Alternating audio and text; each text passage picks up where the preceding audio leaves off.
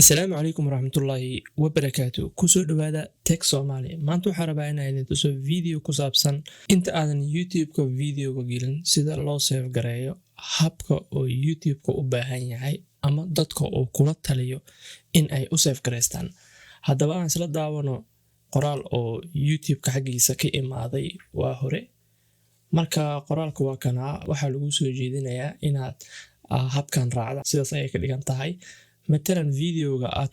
marka aad software-ka isticmaalayso aad video ku edit gareynayso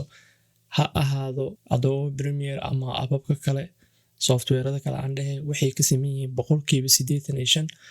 habkan dhan waa laga wada helayaa. Marka videogan ayaa idin tusayaa. Ugu horeyn waxaa laga rabaa inaad videogaaga u save gareyso MP4 ahaan. Haddii aad movie ahaan .mov ama habab badan jira haddii aad u save gareyso mar mid walba YouTube-ka uu qaadanaya asa automatic converter ka dhigayo. Laakiin maxay ku kala duwan yihiin taas? Videoga hadaa siyaabo kale u save gareyso markii matalan YouTube-ka oo videoga click la siiyo wuxuu sameynayaa sekama ama waxa suugi. Laakiin haddii MP4 shuruucdan haddii aad raacdo qofka hadduu click ku siiyo automatic ayuu video u bilaabanayaa. Wuxuu kaloo haddana ku wanaagsan yahay adigana markaad YouTube-ka gelinayso time badan ma ka qaadanaya haddii aad shuruucdan raacdo.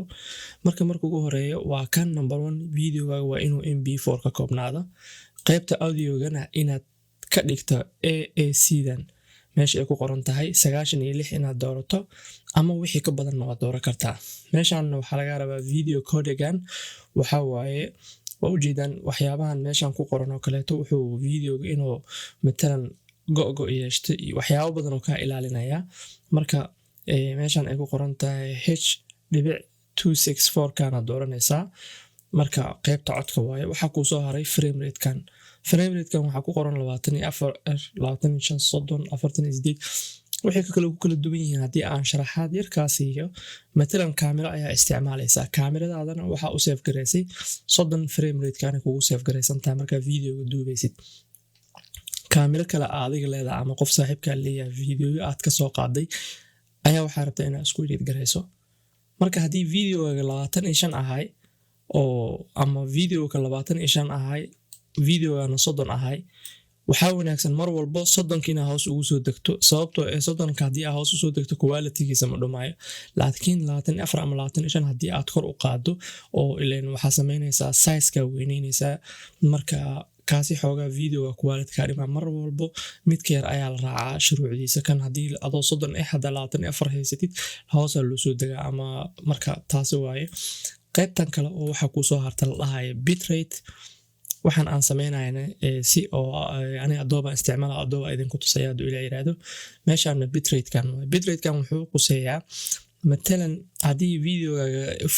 HD uu yahay waxa laga baahan yahay 8 MB ama ugu badnaan 12. Marka haddii aadan waxaan fahansanayn ama aadan iska checking gareyn waxa laga yaabaa meeshan bitrate-kan inuu ku yahay 24 oo kaleeto. Marka size-ka oo video export-iga aad ku sameynayso computer-kaaga dhex dhigaysa ama mobile-kaaga dhex dhigayso wuxuu noqonayaa matalan 2 GB 3 GB oo noqona haddii aadan waxaan iska sixin. Marka bitrate-ka videoga culeyskiisa ayuu zaa'idayaa size-ka oo computer-ka dhex dhigmayo iyo marka YouTube-ka gelinaysana time aad u badan oo ka qaadanaya. Waa intaas oo kaliya. Marka waa intaan meeshan resolution-kan waxa waaye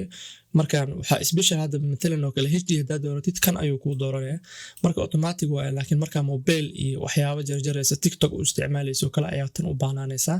tan waxa ku qoraysaa oo kaleeto ereygan intaan yarta ku biyini Google based ku leedahay waa asa information ka helaysaa. Haddii aan hadda aniga Adobe Premiere-ka aan soo noqdo waxaan kaloo idinka ilaaway lacana haddii internet-ka isticmaashid oo laciif yahay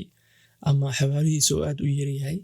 waxa u baahan tahay website-ka software-kan lagu magacaabo Handbrake ayaa la dhahaa. Haddii aan qaybtan oo sirriga hadda matalan oo kale computer-ku igu shabeeyay waa idin tusayaa video horan waa ugu sameeyay oo waa kana waxa la dhahaa Handbrake ayaa la magac meeshan ayaa uga jeedaan. wuxuu ka caawinayaa asigana videoga matalan haddii 5 videoga internet YouTube gelinayso haddii uu yahay tusaale 1 GB oo kaleeto inta keenaysa videoga base ku soo leedahay meeshan kaliya wuxuu ku sameynayaa compress ayuu ku sameynayaa matalan videoga 2 gigabyte oo wuxuu ka dhigayaa 100 megabyte oo kaleeto marka videoga ay YouTube-ka gelinayso wuxuu kugu qaadanayaa 5 daqiiqo ama 4 daqiiqo wax ka yar marka waa intaas videogan hore ayaan uga sameeyay qaybtan meeshan ay tag Soomaali ku qoran tahay ayaa hadhow ka soo baxaya marka videogaasna daawada hadda u baahan tihiin marka waa intaas oo kaliya marka waxaa idin tusayaa sharaxaadii ugu muhiimsaneed ahayd habka oo waxaan loo saxo mar walba waxaa laga saxaa qaybta exportiga marka taagan tahay ayaa laga saxaa marka qaybtan hadii amaad export oo media kale aan dhaho hadii export yaan leeyahay waxaan leeyahay media ayaan leeyahay waad u jeedaan marka waxa la saxayo muhiimadda waxay tahay waa kana number 1 wixii haday aan ka hadlaynay videoga aan save gareey doono waa kana waxa u dambeeyo oo u jeedaan mp4 ayaa u dambeeyay meesha ku save gareynayso ayuu weydiinayaa waa u jeedaan filekan mp4 ayaa u dambeeyay muhiimadda koowaad waa taas midda labaad oo ah mp4 audioga hadii aan u noqona asigana waxa imaanay qaybtan audioga wuxuu ii saaran yahay AAC daas waa u jeedaan adiga marka meeshan oo kale tan marka AAC ka dhigatid hoos meeshan bitrate kan oo kaleeto oo KBS kaas oo kale meeshan inta kugu badan ayaa la geystaa waa taas qaybta videogana oo bitrate ka aan ka hadlaynana waa kana meeshan target bitrate meeshan laga dheereeyaa aniga 11 ayuu yahay ama 10 mar walba ka dhigtaa sababtoo ah 8 iyo 12 inta u dhaxaysa u fiican hadii qadkaaga fiican yahay 12 waa ka dhigi kartaa wax dhibo ku keenay laakiin YouTube-ka inta aad sugaysa ayaa kugu badanayo marka waa intaas had wax ayaan ka tagay ayaan checking gareynayaa meeshan waa frame rate kana waa video frame rate kiisa waa kaasina wuxuu quseeyaa qaybtan frame rate-ka hadii aydan soo kaleeto video meeshan ay ku qoran tahay touch Somali hadii aan dhaho properties kiisa away sequence waa kana meeshan ay ku qoran tahay frame rate kiisa waa aniga lacala wadana 25 waxa uu dhigtay camera ayaa isticmaala 25 ay tahay computerka waxa ku edit gareynayaan automatic 25 uu dhigtaa si aanan waxyaabo aanan qalad iyo ama ugu dhicin ama kala duwanaansho gooni ah marka intaas ayaan ku soo gabagabeynayaa videogan yar marka wassalaamu calaykum waraxmatullaahi wabarakaatuh hadii aad ka heshay videogan please subscribe share marka waa intaas oo kaliya waxaan ku rajeynayaa in videogan wax badan ka caawiyo wassalaamu calaykum waraxmatullaahi wabarakaatuh